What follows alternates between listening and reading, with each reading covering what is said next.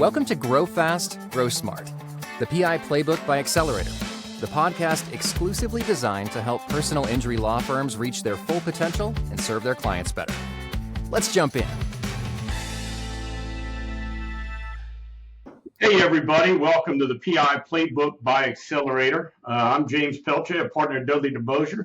I'm filling in for my partner Chad Dudley, who usually runs the PI Playbook that we're doing today, and I'm happy. This is my first time, so forgive me if I'm not nearly as good as Chad Dudley, but I've got some great guests today that are going to make me look good.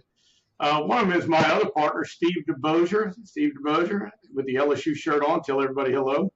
Hello, everybody. Stephen DeBosier, Dudley DeBosier, and the official injury lawyers of the LSU Tigers. I will tell you that Steve is a tremendous trial lawyer at our firm.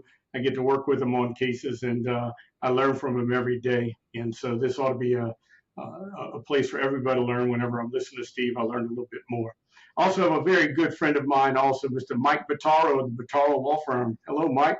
Good morning. Good afternoon. Mike, I know you have offices in Rhode Island and Massachusetts. Tell me a little bit about your law firm. Yeah, for sure. Well, today we are celebrating the Boston Celtics beat in the finals. I've got my mug here. So that's a nice way to start. But yeah, we represent plaintiff personal injury victims throughout Rhode Island and southeastern Massachusetts primarily. General personal injury practice. It includes nursing home abuse, falls, dog bites, car accidents, of course. And we've grown the firm with a lot of your help. Well, that's great. And look, I knew you before you ever started working with Accelerator, and you had a fantastic law firm that's very well run, but you still went to Accelerator to get some help. Tell me a little bit about why. Well, the why is we want to do what's best for the people in our community. We've been very blessed to have this platform where each year we're able to help more people in our communities. And it gets to a point where, my background is not in operations. I don't have a business degree. I got into this because I wanted to help people and I wanted to be a better lawyer. And you guys, the folks at Accelerator, know about that. I think we share a lot of similar core values, and coming at it from that perspective of wanting to do the right thing for the people in our communities. And then with that kind of perspective and those core values, learning how to do that in a sustainable way that is smart for the people in our firm, the people in our community as well. Yeah, I know Chad and Steve and I are trial lawyers and we try cases, but we're blessed to work with Chad Dudley and Mickey Love that kind of run Accelerator. And I know both those guys have been into hundreds and hundreds of law firms to break them down, to help them, to help them in a lot of ways, and have learned so much in every law firm they go to. I know that when they went to your law firm, they came back and told me some great stuff they learned also. But they're able to bring that conversation, that wealth of knowledge to other law firms. What are some of the things they brought to you, by the way, to you and your law firm that you feel like have helped the most? So, Accelerator, Mickey Love and Chad Dudley in particular, I'll start with Mickey. Her philosophy, as I mentioned, the core values are right there. And I think one thing that she's helped with is, number one, seeking first to understand is one of her favorite sayings. And I love that saying because here on the East Coast, man, I'm Italian. I tend to talk a lot. I tend to use my hands when I'm talking a lot, and that's not always good because sometimes I'm starting to talk before somebody smart like Steve is explaining things to me. And so, there's some basic communication skills to start with before we even get into all the complexities of running a law practice that I think are worthwhile to point out that Mickey and Chad and all the folks at Accelerator, we work with Peter Ellis, for example, Kathy. There's so many talented people at your organization, James, that have been in the trenches before. It's not their first rodeo, so to speak, and they can bring that wealth of knowledge and wisdom just to get us oriented. So, that's a starting point, right? It's just listening to your people, listening to smart people like Steve, and then from there, if you got your two ears, you could start to take some stuff in along with the hard work that goes with it. Yeah. And look, in this podcast today, I think is a little bit about that, but also maybe a little bit about one of the cases that we end up cooperating on. And in that sense, how did y'all determine not only to work on the operation side, but also to bring a case or two or several cases into the juncture together to figure out which ones to work on together? That's a great question. I think first of all is coming out of the pandemic at our law firm, we have more cases than most firms in our jurisdiction that are in the court system. In contrast, there's very few cases that have been tried to a jury verdict in our jurisdiction, really going back 10 years, even before the pandemic, but certainly since the pandemic. And so the folks at our firm, myself included, are and were very rusty with our basic trial skills coming out of the pandemic. We've had some binding arbitrations. We've done some different things, obviously, but we understood that to run a successful law firm means that we have got to have good people that have the experience to try cases, and we got to be pushing for that. You know, if one of our core values is fight for what's right, standing up to these bullies, these greedy insurance companies, we got to be prepared, man. You got to enter that arena with your battle axe sharpened. Yeah, I agree. And Steve, I'll ask you that because I know our law firm in particular, as many cases as you've tried and places you go speak, you've brought in people before to try a case with, like Papa Don, that you did it basically to go learn, to go, look, no matter how good I think I am, I can be better. Tell us a little bit about that, Steve. Oh, yeah. I mean, Don Keenan is my mentor. I spent a lot of time with him. And the reason was because, it's the practice of law. You're always learning, you're always learning, you're always learning. And I thought I knew everything I needed to know when I was younger and arrogant. Now I'm just older and arrogant. But, all joking aside, I have learned so much from people like Papa Don. And there's a whole lot of other people down the list. I'm going to see Keith Mitnick today. And just some really, really great lawyers that have taken the time to help me with my progression. And it's part of giving back to the community and giving back to the community of personal injury lawyers to say, let's go figure out how to do this best for the clients that we're lucky enough to represent. Because you got to know, I mean, you guys know this more than most, but there's only this many people that get in a wreck and this many people that get hurt. And then only about this many that hire either Dudley DeBosier or Mike Bottaro or anybody else that's listening. So we got to do our best job for those people we're lucky enough to represent. So how do we do that? Well, sometimes it's telling insurance companies, no, we're not going to do what you want us to do. We have a good case. We have a case that's worth a jury's review of this case to make the decision what's fair, not what some asshole in New York decides is fair or not. No offense to people in New York, but that's what happened in this latest case. And the guy from New York is screaming at us that we're unreasonable. What he meant by unreasonable is we didn't want to do what they wanted us to do.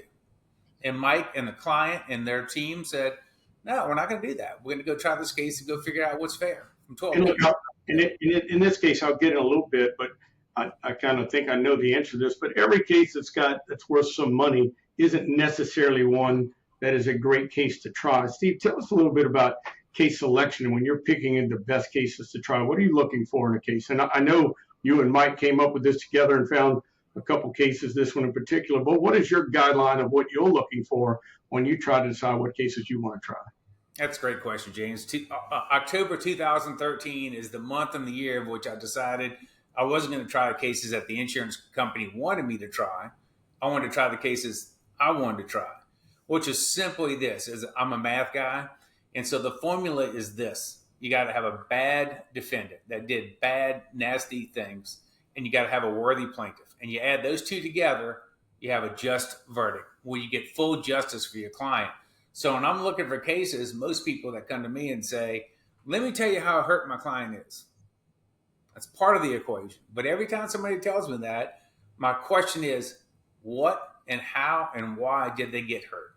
What did the defendant do that the jury might care about? That's when I look at it and say, okay, clearly you have a worthy plaintiff here that's been hurt and had these problems. But now I know that the jury's going to look at that defendant and go, no, sir, you shouldn't act that way, not in our community. So that's the way we look at it. That's every case is looked at through that lens. Yeah, I know you got jurors and they care about a plaintiff some, but they care about themselves and their community more. And I kind of feel like you pick the cases that you think the community will care about most, that they believe that their verdict can make a difference. And that's not usually in something that's just a one-off. It's how can you spread that out to as many people as you can? How do you do that, Steve? Well, it's a concept of, Rodney Jew. If you ever heard Rodney Jew, he says, here comes everybody. Don Keenan says random victims. And it is, is what this defendant's doing, does it put everybody at risk or a large percentage of the people at risk? Or is it just, one individual doing something bad? But when they can look at this and say, man, we, as a juror, we need to take action, because if we don't take action, this guy's going to do it again. And so to find those cases where you can look at it and say, is this somebody that has one tenant, or is this somebody that has 1,000 tenants? Because if they're treating one tenant wrong of 1,000, there's a good chance the rest of them are treated the same way. Is it a trucking company? Do they have one driver, or do they have 500 drivers? Those are the things that we're looking for, is how do we identify those problems in any of the cases? Yeah, and I know in discovery you get into that a whole lot. I know, like with Rodney Jew, you got the purple box, which is when the incident occurred. And not only are you looking for how many victims that are out there, but how many decisions were made along the way that could have prevented this incident from occurring and people being hurt. And those are all things I believe juries look at, is how many people affected and how many decisions were made along the way that could have stopped this from occurring. By the way, James, the defense lawyer's tactic for that is, this was just one unfortunate accident, right? Which is nothing to see here. Jury, move on. This is just one isolated event. But we also not only look at the number of random victims, but we also go back and as far back in time as possible to figure out what decision was made that could have changed the life of this plaintiff. Right. And we found that in Mike's case, and it was fantastic, and it worked. Mike, tell me a little about the case. I know you don't want to say the name. The case is still ongoing, so we're not going to say the name of the case, but my understanding is it was a stairwell case. Can you tell me a little bit about the case and then why you might have chose to get Steve's input on this one to get his assistance? Yeah, so first of all, we had just an ideal woman that I think if she was right before us, James, you would love her. You would put your arms around her. She reminded me of my Italian Nana, who was about 4 foot nothing. And I'd go over there on Sundays and you would smell the marinara sauce, and it was just a warm feeling. And that's what our client evoked. She was in her 70s, and she cared greatly about her family, in particular her daughter, who was going through some hard times. And she was over at, frankly, a slumlord type of a tenement house in an urban area. And she was there to help her daughter. Her daughter had been through some rough times. And in doing that, she was down in this basement, which Steve likes to call a horror show, which, as we got into the case, we found out there was all kinds of awful violations. It was a very unsafe area. And as she was going up the stairs, she had this collapsed railing. She put her little hand up, all 4 foot nothing of her, and she fell back multiple stairs and crashed down onto the concrete with multiple fractures and an extended inpatient hospital stay. And after that, there was some other really touching, tragic things that happened to her. Namely her daughter passing away, along with her, our client getting a bad infection, prolonged recovery, and to talk to her and to meet her, we felt was, this is a worthy plaintiff. This is somebody who was actually trying to help her family, and this never should have happened to her. So that part of the equation. When Steve got involved and looked at it, he really helped teach me and teach our team about that part of the equation. The second part of the equation, we had a lawyer, Greg, in the office that did a lot of the discovery on the case, and he was able in depositions to figure out that the slumlord landlords, I have to use that term because I think it fits here. Frankly, there's a lot of great landlords out there, but in this particular case, he found a lot of evidence from this their own testimony that really made them appear to be unlikable and have done some really lousy things. That this was a real preventable tragedy from happening. And I know Steve has some of the stuff he pulled out in opening statement and that they went through in the testimony, but you put those two things together, and I learned so much from Steve and your trial team folks at Accelerator that helped us identify this case, and it was verified by Steve and Adam and the folks at Accelerator. Steve, that's a good point for me to ask you. I know you get involved sometimes from the very beginning, and sometimes you get asked the week of trial to come in and help try the case. Where was the life of this case when you were brought into it? Oh, this about 30 days before trial, which I don't mind doing. I prefer to have a little more time, but I give Greg at Mike's office a lot of credit. He did some great depositions. He went to the scene. They had some video of the handrail that popped up and let this lady go falling down the stairs. They did a lot of great research that helped me get me and Adam Savoy to go try the case. And Greg was there with us, kicking butt the whole time. So it was a great experience. But like I said, it's always better if we can get these cases earlier so we can kind of control the narrative. But luckily, in the short order we had to work on this case, we had some great information that helped us get where we needed to be. Now, Steve, I know you've read a lot of books and you're big on trial story, as you should be. All great trial attorneys are. What was the trial story that you developed in this case?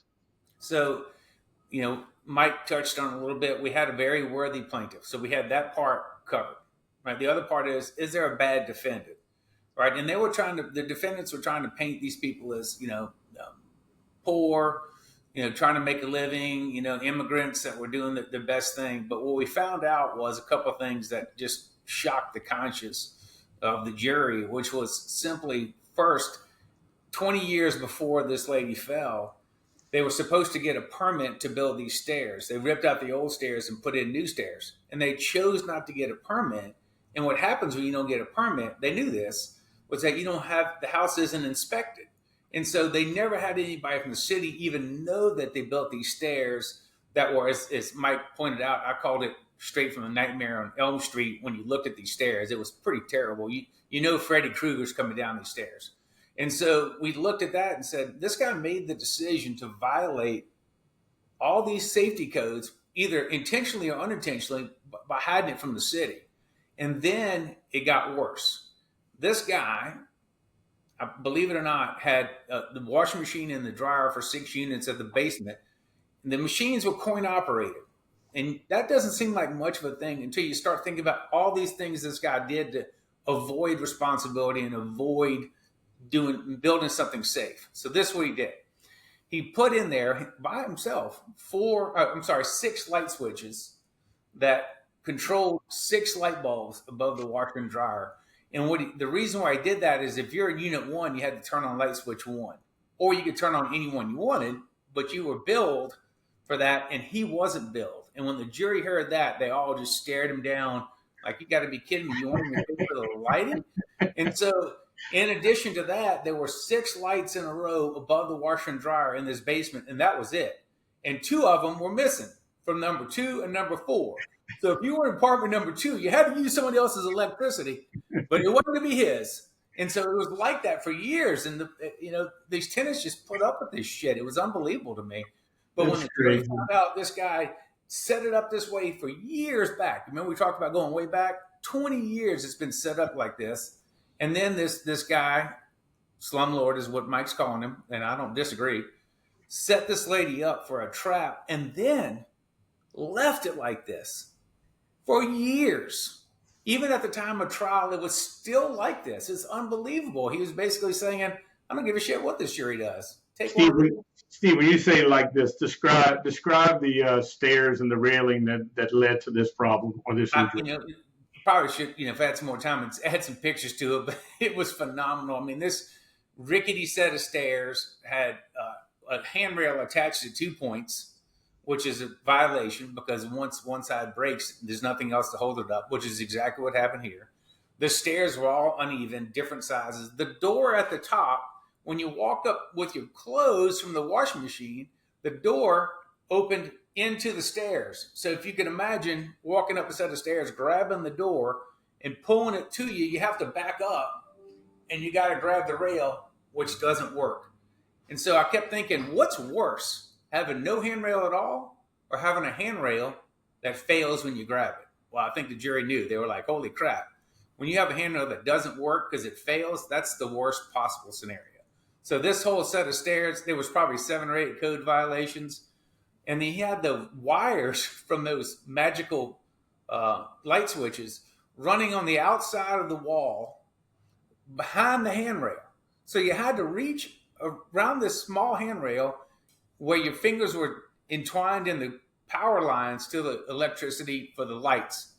And when the jury saw that, and we had the experts stand in front of the jury and explaining it, just to watch them one by one stare at this defendant, eyeball him. It was interesting to watch for sure. I just listened to you right now. I can think of 5 or 6 different things he could have done differently over time off the top of my head that would have prevented this. And had he put forth near the effort and safety as he did to save a few pennies, we would not have had a case at all, and our sweet lady would still have the full life that she had before. Steve, I know you're big on rules, and I know there's a lot of rules in a case, but you try to narrow them down, and I don't know what you did in this case, but usually there are 2 or 3 rules that you present to the jury that are typically simple safety rules that makes it hard for people to disagree with them. I don't know if you remember them off the top of your head or if you did them in this case, but tell me about it. Well, the safety rules all started back 20 years before, which was if you're going to build a set of stairs that you're going to collect rent from people, then you have to get it inspected by the city to know if you have any violations before you start collecting rent. He did not do that. And then there's online, it was astonishing to me online how you can get any information you needed to build a set of stairs. He didn't do that either. And the other thing is he has this really shitty apartment building right next to his beautiful house. So he would walk and he said, well, I didn't know anything about it, but he would walk to go collect his coins every week. And he'd go down these same set of stairs to collect his coins and leave. So he knew everything about this. So he violated the codes. He violated just a safety rule about having it inspected. And then he violated the last thing, which is he had a broken handrail. I don't know what could be worse, but the broken handrail all stems from the fact that he never had it inspected in the first place. They never would have passed code had he actually talked to the city and said, hey, I'm about to start collecting rent. And then this gem of a fellow, as soon as I won't tell you her name, but as soon as she filed the lawsuit, they raised her rent for her daughter $100 every month for 6 months with the intent of, if you don't stop this lawsuit, we're going to keep raising the rent. And while she was in the hospital, tending to her needs that they caused for her, they scared the daughter so much. She was already having an alcohol problem. She drank herself to death while her mother was in the hospital. And when we started talking about that, the look on the jury's faces were like, you bastard. And he was. And hopefully he'll see this, and hopefully he'll fix the goddamn stairs. You know, it's so sad when somebody dies, because I know when you try a case, you really get into who the plaintiff is, what they had before, what was taken away from them, and then you empower the jury to do whatever they can to give them hope, to get back to as close as they could have been before. But when you take away somebody's life, there is no coming back from that. That's right. That's right. And you know, the defense desperately wanted to keep those facts away from the jury. But as we explained to the judge, she had shattered legs from this fall, shattered for a 78-year-old lady. But her biggest injury was not the orthopedic shattered legs. It was the fact that she was sitting in a hospital bed, knowing that she had been with her daughter to keep her from drinking again. That's exactly why she was living with her daughter. And she knows while she's sitting in that hospital bed for almost 90 days, she knows what her daughter's doing and that she has no control over it because she's not there. And so the judge said, that's an element of the emotional damages you caused, and we're going to let them talk about it. And it scared the shit out of them, and it should have, because it was horrendous what they did to her. Yeah, Steve, I know you went up to Massachusetts for this case, and I know the team you have put together, both of Dudley DeBosier people and Accelerated people, that depending on where the case is, what people work on the case, and you have a whole team who handle it. In this case, what team did you bring to you or for you to get up to speed and ready to go and to try the case? Well, I had Adam Savoy and Nikki, his assistant, who came up there with us as well. But also, don't forget, we utilized some great, talented people from Mike's office too. And so we had, Greg up there helping us, and Megan from his office up there helping us. So we had a lot of people, and I gave them specific instructions. What I need from you is to watch the jury and see what they react to, so that I know in closing what is it that we need to really hammer home. And they helped me out tremendously. They liked this, they didn't like this. Unfortunately, those of us that are on TV, Mike couldn't be there because we didn't want the jury to say, "Oh, it's another TV lawyer," which they sometimes do, sometimes they don't. You never know. But Mike couldn't be there, but he had great people that were there helping us from beginning to end. It was awesome. Mike, that's a true testament, because I can tell you that's not the case everywhere we go. There's different level of teams, and Steve did come back and tell me how easy it was to work with your team and what a professional, great job they did. So a true testament to you, your office, and everybody there, because although we try to help everybody, there's different levels of help people need. And in all fairness, really, really fantastic job by your office. Thank you. Yeah. Thank you. Steve, in each of these cases, and we could probably talk about this case for hours, and it's kind of short here, but I want to touch on a couple things. Pretrial motions, were you involved in that, and any key ones there? There was, a bunch of pretrial motions that we were able to argue. Luckily, the judge allowed me to do it by Zoom, but they argued remedial measures, which cracked me up because there was no subsequent or remedial measures, which I thought was just entertaining that they even said that. They had a lot of things, as I told you earlier, they were trying to keep out the fact that they raised the rent and they threatened her. They were trying to keep out, they filed a bunch of motions saying that, you're not supposed to listen to a Louisiana lawyer about what a case is worth, which I thought was bizarre. And the judge shut them down, and I let them. I'll tell you what I found interesting. I don't know if I even told you this, James, but the defense lawyer, when we started the trial, didn't have his TV. And we had brought in from Mike's office, a big TV to show the jury, exhibits. And in front of the clerk, the defense lawyer said, "Man, I don't know what I'm going to do. I don't have a TV to present my evidence." And I said, "You're welcome to use ours." And the clerk looked at me and she said, "You must not be from around here." I said, "Well, it doesn't matter. They don't have any evidence that I'm scared of.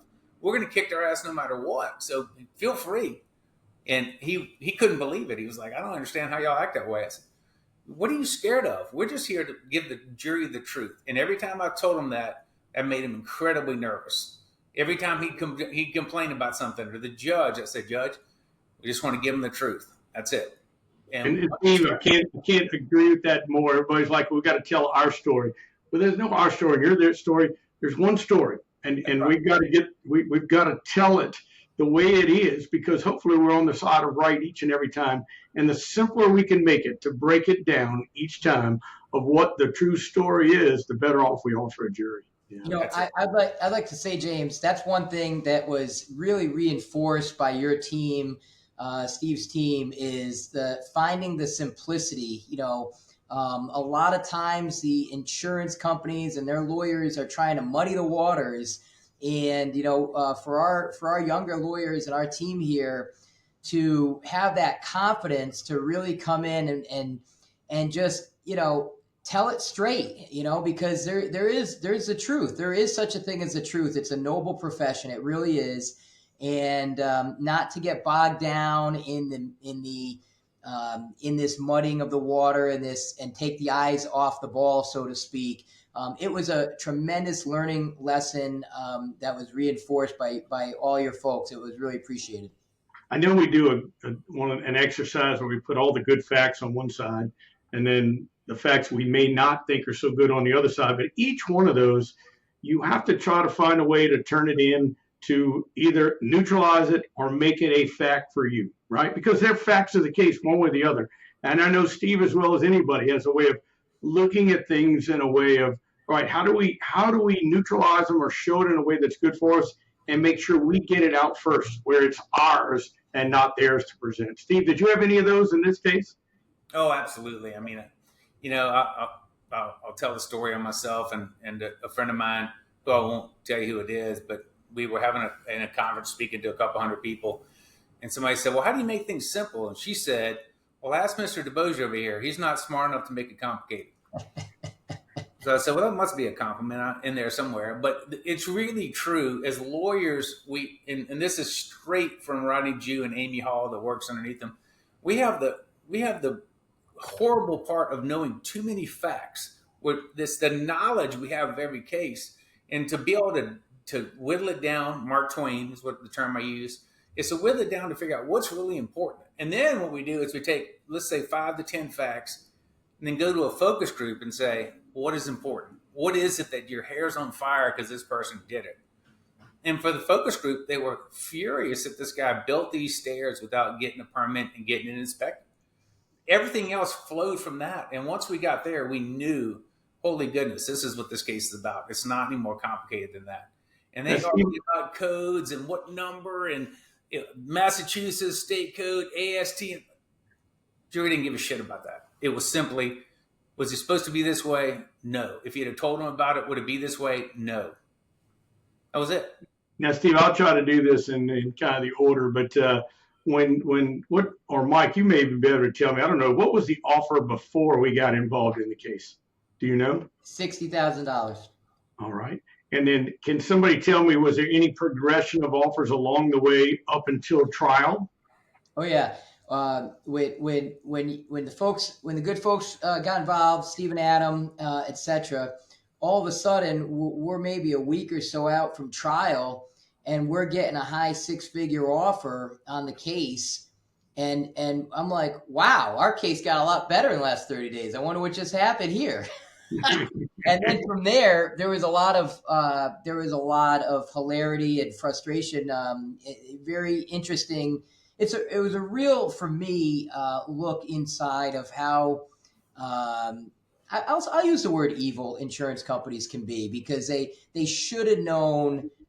We sure as heck wrote them enough letters in the 2.5 years or so. And we're going to find out that they actually did know, because they got our letters and they read the deposition transcripts just like us. I mean, so they knew this case. They knew what they put this poor woman through, and yet they sat on it. They played games with us all the way right up through one of the final pretrial hearings, and even over the weekend into the trial. I mean, Steve has a lot of, I don't know how much you want to get into the weeds here, but we're really excited for where we're headed on this case, for sure. Oh yeah, they the Friday before we're supposed to pick the jury on Monday, they offered their $1 million policy, and I told them no, which they were shocked. They were like, "No one turns down $1 million." I'm like, "Well, that's not true. We just did." And my client has faith in us, and faith in herself, and faith in her case to go proceed to trial. And they sent an email from the vice president of this big company. It's a big company. It's scathing, just calling us every name in the book, and that I'm bringing Louisiana politics to Massachusetts, all kind of shit. I'm like, whatever, dude. This is going to be.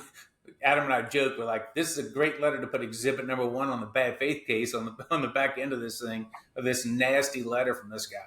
Now, sure Mike, tell me if I'm wrong. That $60,000 offer, there was no new discovery, no new facts in the case.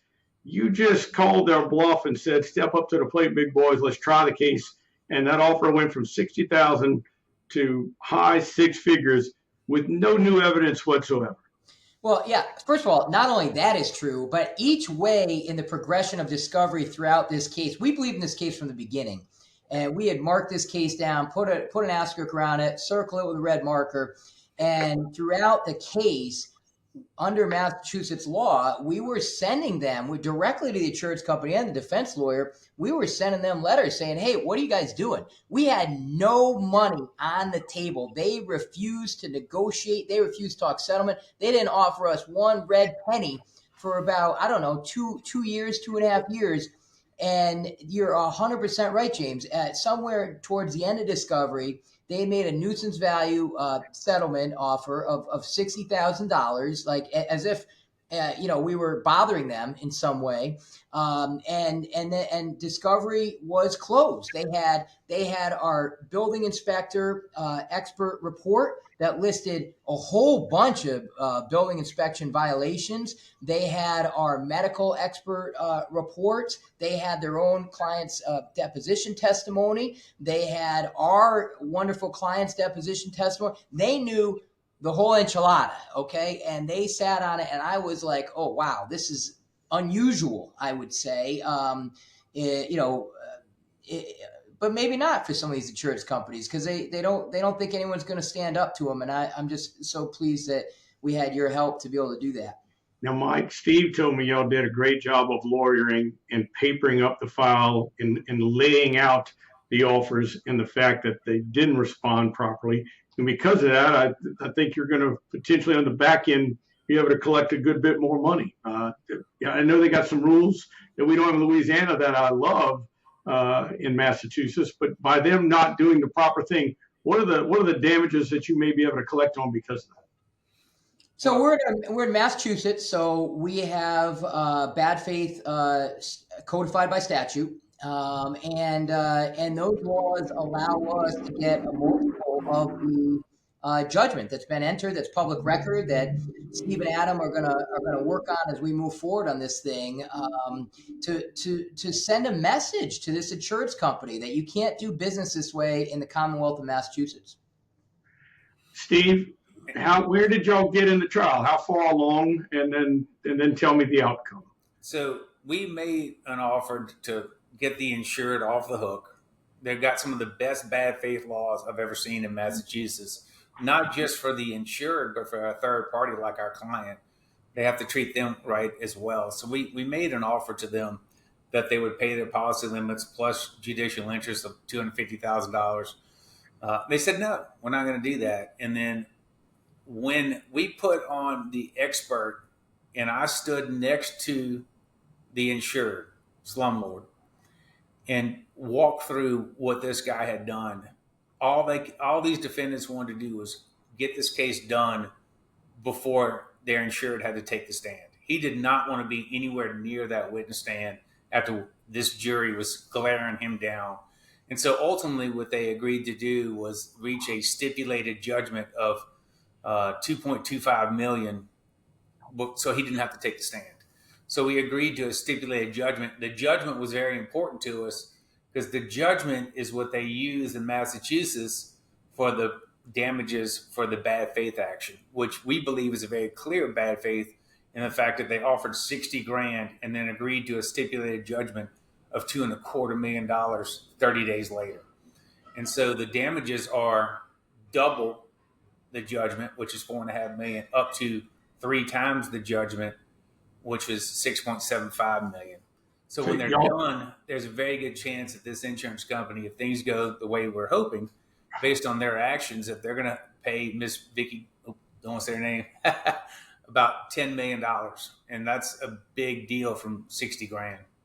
That is a big deal. Now let me get this straight. You came in, y'all did voir dire. Y'all had to pick the jury panel. How long did that take? Well, Massachusetts just got jury assisted jury selection. I mean, attorney assistant jury selection.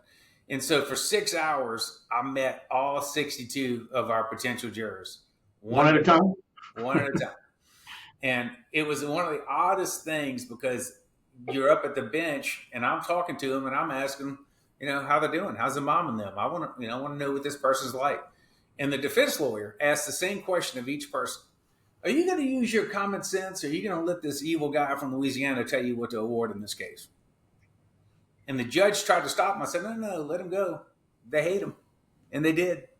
But it was like, why does it matter where he's from? But he thought that he was onto something and the jurors did not. And by the way, if I could try any case in the 50 states, it would be in Massachusetts because of their bad faith rules and holy goodness, they're just good people. James, we're not for a state that's mostly red and is pissed off at any personal injury lawyer. That was not when I got there. I also had had dinner with Mike the night before on Saturday, and was astonished that everybody in Rhode Island knew who he was and liked him, which is really cool. I mean, it was a really cool experience. Thank you for that. I want to come back to something we said earlier, James, about what Steve just said about the good people on the jury.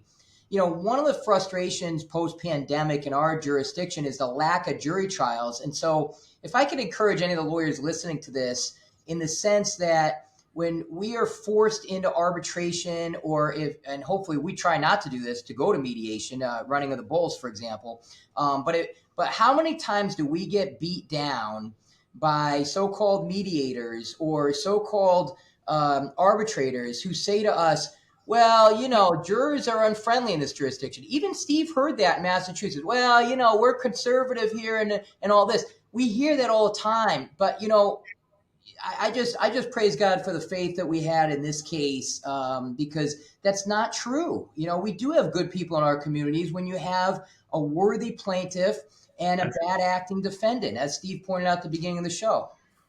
Look, I know Steve and I, and we've got cases in Georgia and Wisconsin and Texas and Utah and Mississippi.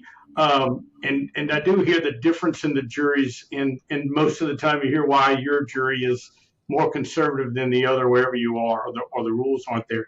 But one thing that I think Steve will back me up when we find is if you have a defendant that has done something wrong, that has harmed the community, even the most conservative people, or maybe even more, the more conservative people are more likely to punish a bad actor. They may not give a lot of money just to a plaintiff, but the conservative people that care, man, they care about doing the right thing and enforcing doing the right thing. So sometimes your most conservative venues can turn out to be your best ones if you do a great job on case selection. Oh yeah, when I hear those terms, James, you and I hear it all the time, right? We go to a try case and they say, "Oh, I got to tell you, this is the most conservative jury in the country." And my answer to them is, "Good. I'm happy they're conservative, because conservative people are rule followers, and they don't like people that break the rules and hurt other people. That's what I'm looking for. We want somebody conservative." Now, let me tell you this. If you just look at the presidential election and look where Massachusetts is, it's not nearly as red as Mississippi, Louisiana, Alabama. We're like 75% red state. And so to tell me that's more conservative probably isn't true either. But good people. I mean, I talked to 62 people over 6 hours. Good-hearted, hardworking, give a shit people. And I'll take those people all day long. Well, we've kind of running a little short on time now. Steve, is there anything that in particular jumped out at you about the case, or have we covered it, or anything you want to tell our audience? I was very honored by Mike and his team to get Adam and I involved. I really appreciate it. It was a great opportunity. It was a great honor, and they did great work. And so they made my life very easy. So thank you again, Mike. Mike, everything I know about you and your organization, I wasn't surprised to hear anything. Steve came back and told me how fantastic y'all were. So I'll say from all of us, thank you for getting us involved, and we would love to team up with your team anytime. And so we really do appreciate it. Thanks. All right, well, go ahead, Mike. You can have the last word. I was just going to say, reach out to learn. It's a lifelong learning process, and I'm so grateful for your organization that it exists. And I can't thank Steve and Adam and the team enough. Thanks for having me today. All right. Well, that's a PI Playbook, and that's going to be a wrap on this particular case. If you have any questions, I know that Mike and Steve are always happy to answer questions about the case, or if you want any hints on future cases that are similar in any way. All we ever do believe in is sharing with each other and learning and getting better. So thank you for tuning in today, and we look forward to seeing you on the next podcast of PI Playbook by Accelerator. Thank you all. Thank you, guys. Thank you. That's all for today's episode of Grow Fast, Grow Smart, the PI Playbook by Accelerator. Be sure to subscribe for more tips and tricks on growing your law firm the smart way.